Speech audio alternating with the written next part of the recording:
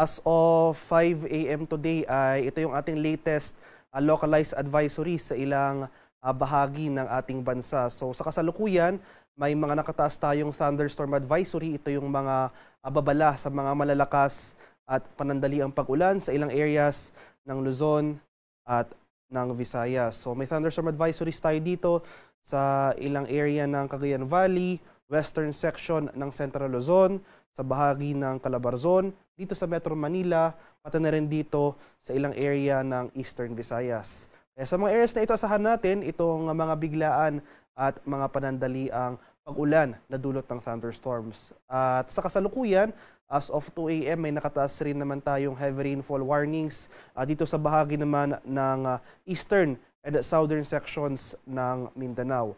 Sa kasalukuyan, may yellow rainfall warning tayo dito sa northeastern Mindanao. Inaasahan natin yung mga malalakas sa pag-ulan, posible magtagal sa susunod na 3 oras. So asahan pa rin natin yung mga pag-ulan na ito mainly ay dala ng southwest monsoon o yung hanging habagat. At para nga sa karagdagang impormasyon, para sa mga localized advisories na ito, para sa thunderstorm advisories, rainfall advisories at heavy rainfall warnings, at para sa mas detalyadong breakdown o impormasyon para sa mga advisories na ito, ay maaaring bisitahin ang official website ng panahon.gov.ph. Para naman sa ating latest satellite image, ay nasan pa rin natin, makikita natin dito itong mga makakapal na kaulapan na umiiral sa malaking bahagi ng ating bansa ay ang patuloy na epekto ng southwest monsoon o yung hanging habagat. At as of 3 a.m. today, may minomonitor tayong low pressure area sa loob ng ating PAR.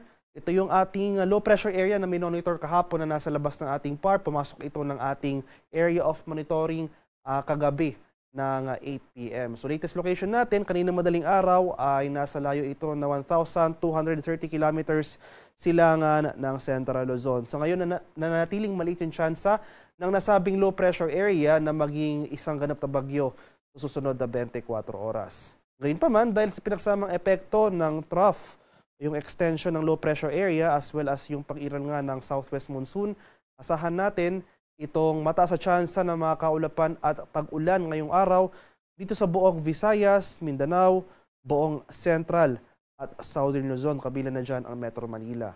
Samantala, bahagyang maulap hanggang sa maulap na papawirin ang inaasahan over Northern Luzon. Samahan lamang yan ng mga pulupulong pag-ulan na may pagkulog at pagkidlat.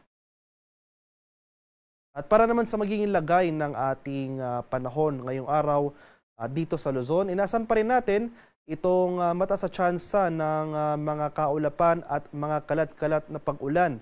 Pagkulog at pagkilat dito sa Metro Manila, buong Central Luzon at Southern Luzon. So itong area nga ng Bicol Region, Aurora at Quezon, nahagip nito or naapektuhan nito ng trough extension ng low pressure area. Samantala sa nalalabing bahagi ng Central Luzon, rest of Calabarzon, malaking bahagi rin ng Mimaropa at Metro Manila dahil naman sa habagat asahan natin itong mataas na tsansa ng pag-ulan. Kaya maghanda pa rin tayo at maging alerto sa mga flooding or landslides. Samantala, dito sa area ng Northern Luzon, sa Ilocos Region, Cagayan Valley at Cordillera Administrative Region ay mas maaliwalas sa panahon na ating inaasahan.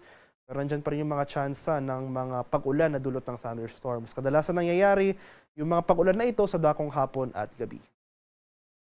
Sa areas naman ng Palawan, Visayas at sa Mindanao, buong Palawan, buong Visayas at buong Mindanao makakaranas pa rin ng maulang panahon ngayong araw. So ito ang area ng Eastern Visayas, inaasahan natin ang epekto ng trough extension itong low pressure area sa loob ng ating PAR. So ngayong madaling araw pa lamang ay may mga naitala na nga tayong mga thunderstorm activity over some areas of Eastern Visayas.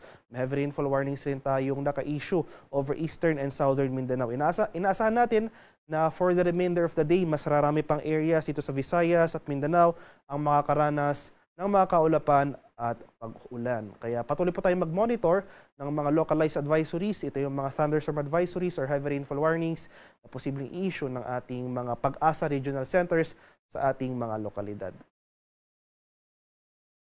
Para naman sa kalagayan ng ating karagatan sa kasalukuyan, walang nakataas na gale warning at banayad hanggang sa tamtamang pag-alon ang mararanasan sa malaking bahagi ng ating bansa. At para naman sa ating 4-day forecast sa mga susunod na araw. Inasan pa rin natin na dahil sa pinaksamang epekto nitong low pressure area sa loob ng ating PAR, pati na rin itong pag-iral ng southwest monsoon na yung habagat, asahan natin itong maulang panahon dito nga sa malaking bahagi ng ating bansa. So sa malaking bahagi ng Luzon, Visayas at itong western section ng Mindanao for the next 4 days, magpapatuloy po itong mga kaulapan at mga pag-ulan. Para naman sa senaryo ng ating low pressure area, for the next 24 hours, maliit yung chance na maging bagyo ito. Pero inasan pa rin natin yung general recurving movement ito. So ito yung usual na paggalaw ng mga sirkulasyon at low pressure areas sa panahon ng July. So inasahan natin bagyang lalapit yung sirkulasyon na ito sa ating bansa. Pero sa mga sunod na araw, inasahan natin yung posibilidad ng recurving or paggalaw na naman palayo patungo dito sa northern portion ng ating Philippine Area of Responsibility.